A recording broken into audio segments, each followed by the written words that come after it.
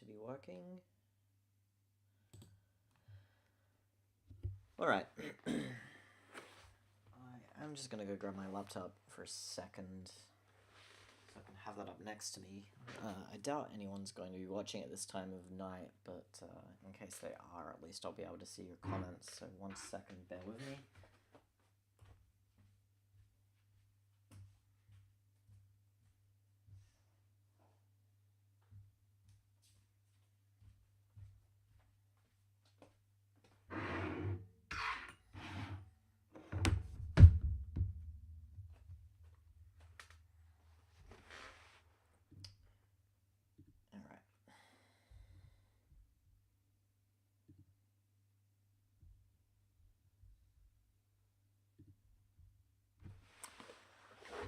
So essentially I was going to make a video out of this, but it's pretty late at night and I was a little bit too lazy to do all the editing. It's just kind of easier to have my editing software up and to be able to just drag my way through the timeline and talk about the differences between these two laps. So on the left hand side we have Andrew's lap, and on the right hand side we have Gallo's lap. I'm just gonna take them off, I'm sure you can remember. Gallo, of course, green gloves, Italian, greens on the flag. Andrew, blue gloves, Australian flag.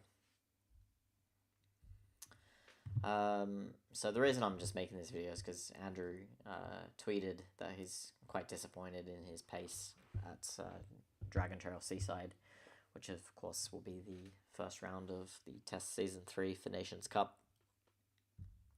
Let me just double check that my microphone is working. Blue gloves, Australian flag. Yep, that was just me unmuting my stream on my laptop. So, yeah, I thought I'd bring up these two laps side by side and just get a look and try and find out where Andrew's losing the time to Gallo. So both in the Subaru WRX, and you can see as we're approaching turn 1, both up on the curb. And it's when we get to here that we get the first differences between the two laps. You see that Gallo actually starts to lift off the throttle before he goes to the brake. And so yeah, we kind of get underway here, and you see that now he's starting to get onto the brake, whereas Andrew broke a little bit later, and you can see the speed difference is already 10 kilometers per hour. But this isn't going to have any particular effect, because as we come down here towards the apex of the corner, they're going to arrive at pretty much identical times and identical speeds. So as we're just mounting on the curb here, 118 for Gallo, a little bit slower there, down to 116, 115, 115 each. So pretty much identical there on the apex speed of the corner. But as we kind of unwind the steering and then head towards the apex of the second part of the chicane, you're going to see that both drivers lift off the throttle here. But it looks like Gallo does it while shifting to 4th gear. And so, well, he loses just a little bit less time. He is also now back on the throttle that little bit earlier than Andrew is. You can see now he's full throttle against Andrew still coming onto the throttle. And Andrew isn't full throttle until about now.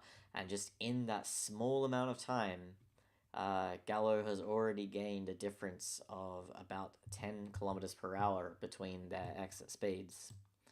And of course, as we exit the corner, Gallo is going to now be able to carry that speed all the way down towards turn 3.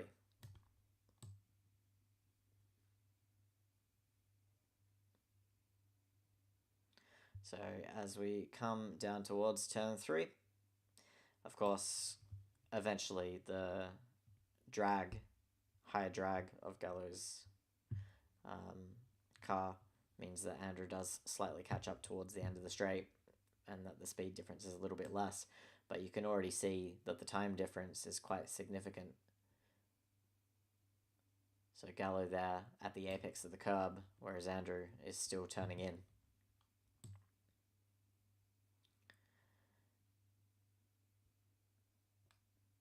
And so on exit, well, let's take a look at the apex speeds here. About 224, 225, 223 for Andrew. So slightly smaller apex speed there for Andrew. And then I'm going to have to sync these laps up again because Andrew's already fallen kind of so far back. So let's try and sync them up.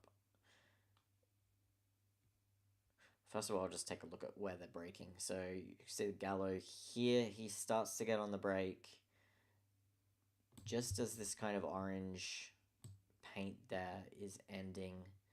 And where's Andrew going to get on the brake? Very, very similar place. So 225 versus 228 k's per hour. But anyway, let me just try and catch these two times up now. I gotta remember how to do this smoothly. Hold on.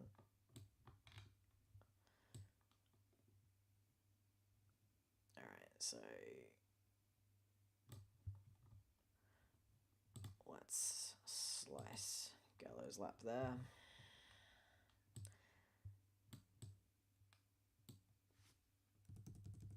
And Andrew's lap here.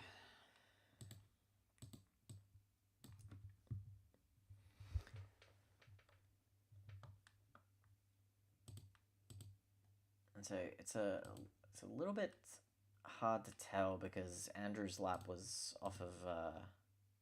recorded off of Twitter, and so the quality isn't too great, but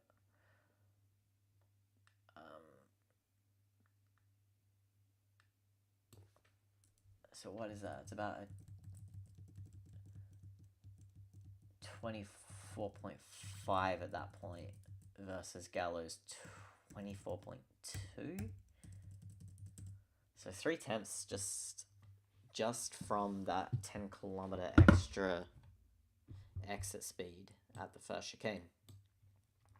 So let's see if Andrew is able to make any of that up as we come in for this very tricky corner. Now, the fact that both of these guys are able to brake on this curb and still retard the car enough to get the turn in, it looks like they're pretty much identical through here. So Andrew's dropped down to 96 kilometers per hour. Gallo carried a little bit more speed into the apex, about 99, and he's already gone full throttle onto the car before you've really even reached the corner. So he's really going to be maximizing the exit speed here. And so as we come out to the exit of the corner, Gallo does run a little bit wide there compared to Andrew, I think. And so, although he's a few kilometers ahead,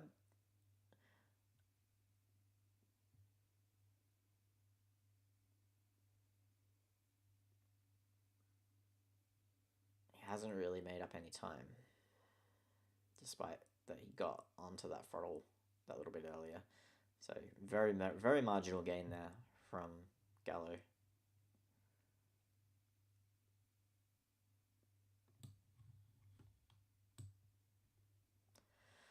So now coming up to the S's, which is actually the part of the track where I lose the most time against the top drivers. They're just able to carry so much more speed into this left-hander than what I am. So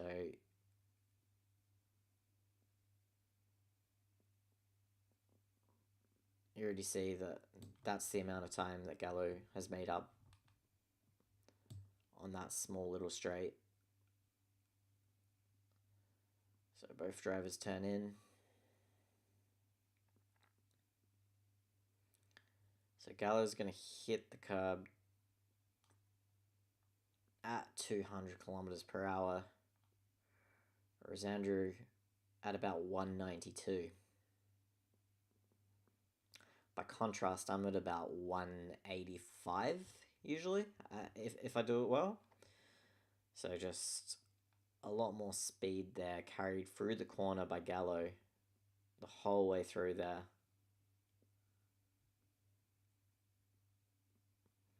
Same gear though, 5th gear. Quite a bit of curb there for Gallo.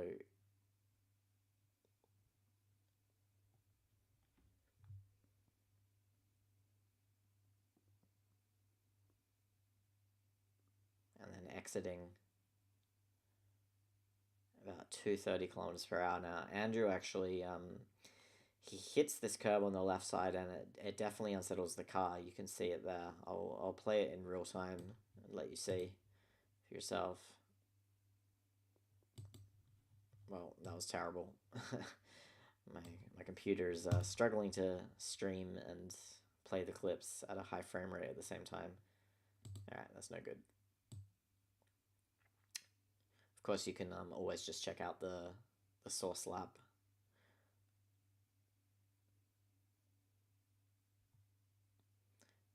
So now as we get this kind of reference point of the painted part of the barrier at the end, you can see that Gallo, through the S's, has extended his lead still quite a bit. So he's 239 at that point. What's Andrew going to be at? 234. So 5 k's per hour quicker up to that point. And we'll cut the lap again just so Andrew can catch up. Actually, I'll do it.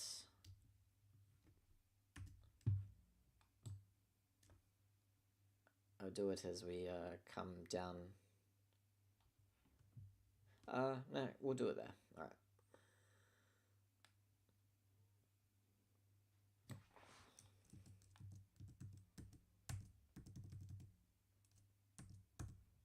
Let's do it on the blue Michelin.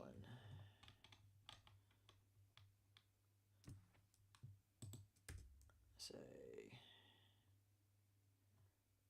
cut Gallo's lap.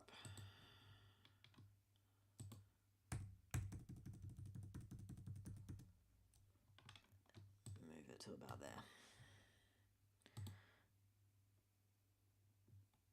Alright, so now we're about even again.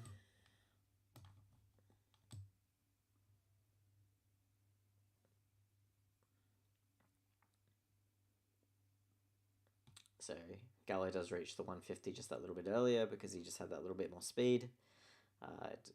Even though we did try to cut it to get them about even. And so who's going to brake early here? It looks like Andrew gets on the brakes. Just that little bit earlier. So Andrew's on the brake here. Alright, Gallo still going.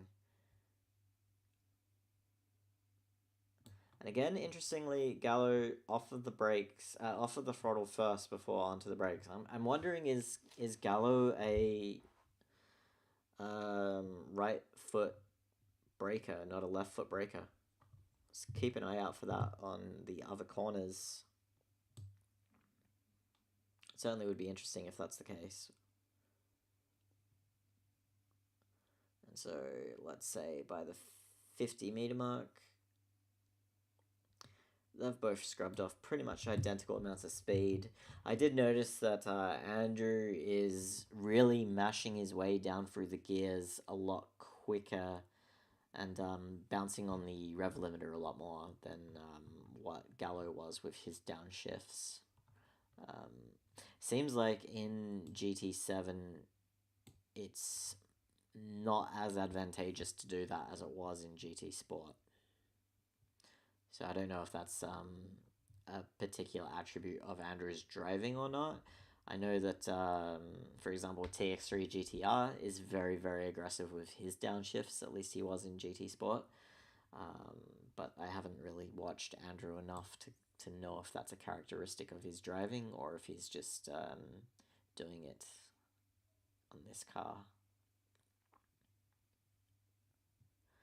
So anyway, as we turn in for the hairpin,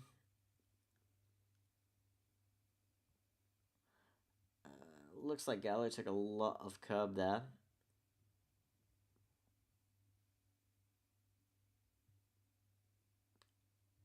he gets a snap of it's funny. So Gallo, he gets a snap of oversteer from taking too much curb, and where it looks like Andrew has a very aggressive turn in, and now, despite having full lock, he's understeering towards the exit of the corner.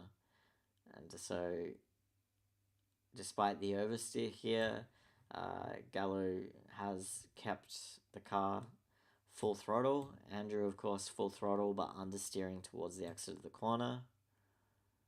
Now both starting to unwind the steering, and actually pretty even at this point through that hairpin.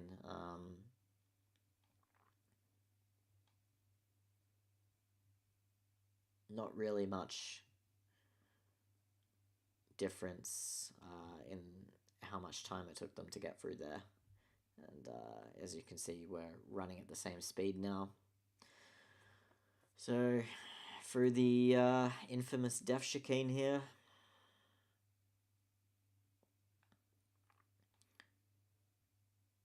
So you notice both right out to the wall on the right hand side, turning in. And now Gallo a little bit smoother with his input here. You look at this, it's just like, this is beautiful. This is a thing of absolute beauty here. This is just one motion on the steering wheel here. It just turns, and look at that. Pretty much perfect. No correcting of the steering angle all the way through to the apex. Andrew, on the other hand, you see that he turns in a little bit too much initially, then he unwinds it, then he turns back in. Doesn't cost him any time there, though. And now you see Gallo has already shifted up to 6th gear here, so we'll see if this is going to help him. Is he going to hold it flat over the second part of the chicane? Yes, both drivers do. Andrew finally shifts up to 6th, but... Alright, so they've come in here. 231 for Andrew, 232 for Gallo. Basically the same speed, right?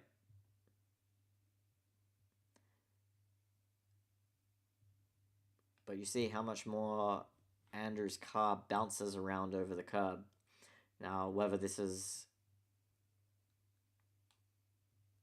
a factor of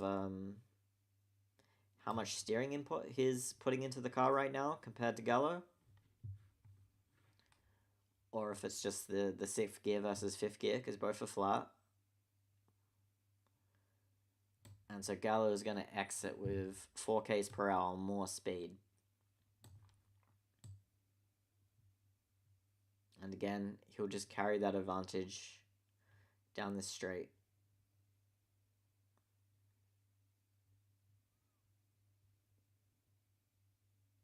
Though if I'm honest, it's really not that significant. I mean, it's probably...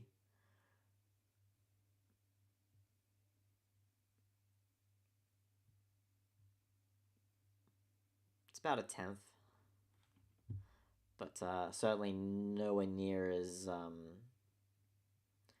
big a difference as what first corner and first straight was. Alright. So, last corner. Very underrated, tricky corner in my opinion. People talk about the chicane of death, but I actually think this corner has ruined more laps for me than the chicane of death has. Mostly because you got the chicane of death right, and then suddenly you find yourself carrying 5 or 6 kilometers more into this braking zone than what you're used to if you've not quite hooked up the chicane, and end up running deep. So let's keep an eye on the throttle here. Once again,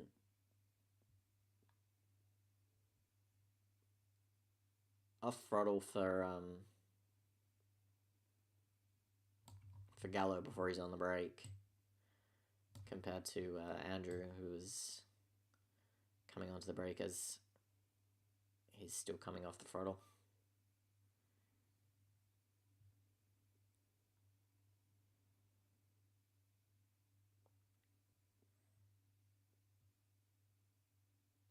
So again, Andrew shifting down the gears a little bit quicker.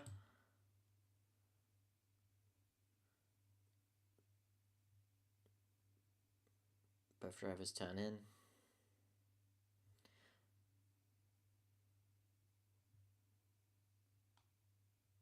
So hold on a sec. Let's...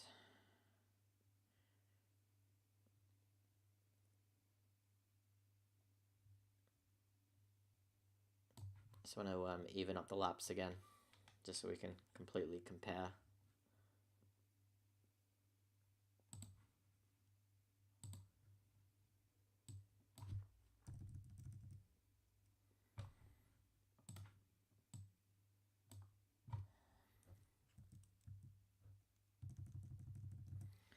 Okay.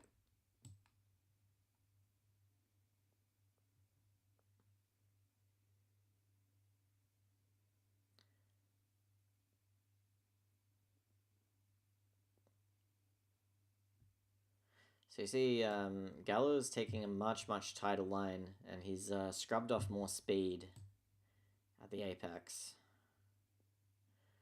Andrew takes a bit of a later apex. Gallo quite a lot of curb.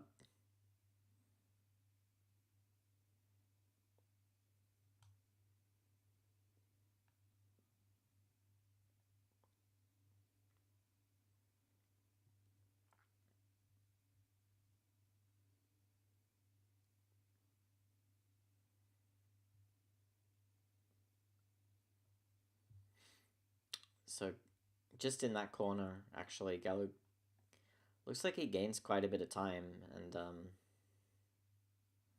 despite what seemingly Andrew has the more technically correct line with the late apex for this corner, but for whatever reason, this super tight line for Gallo and coming up onto the curb has actually helped him quite a bit. Struggling to understand this exactly.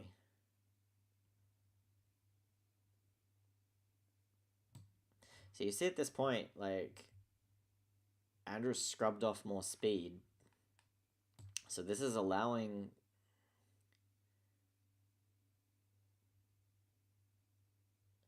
Gallo to kind of like reach the corner quicker. But now at this point he's going slower. So he has a slower speed there at the apex. Yeah, I don't really know how that one's working out for him. A little bit too tired. But yeah, as we then come to the end of this curb, you see small amount of time gain for Gallo. And just maybe like a kilometer or two of exit speed more.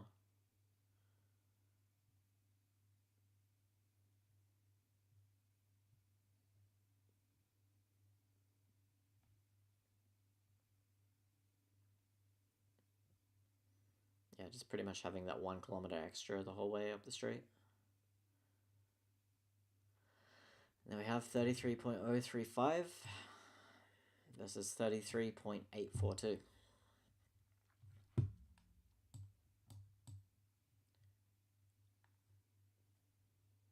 So I'm just going to come back to this first corner again.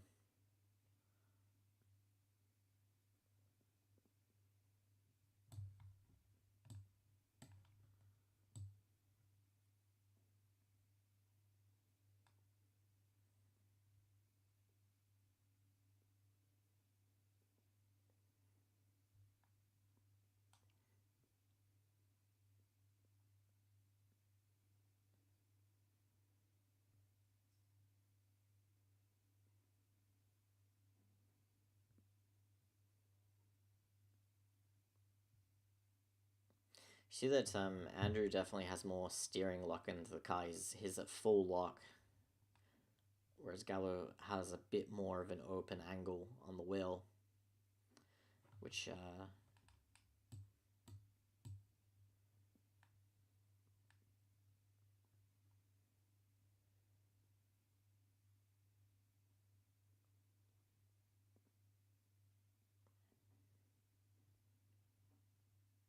think is assisting him there and getting that better exit.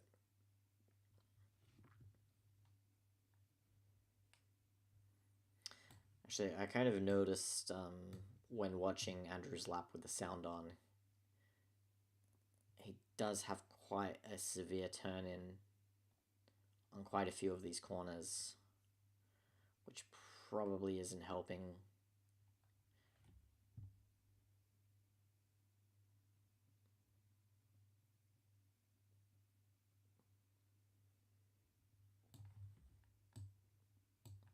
So this SS corner was another example where Gallo just is able to carry quite a bit of speed over Andrew.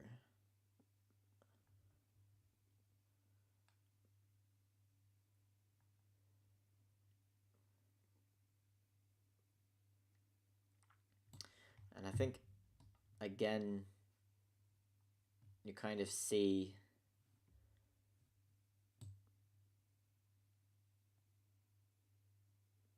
that Andrew just has a little bit more steering luck on, which is probably what's causing him to scrub off the extra speed.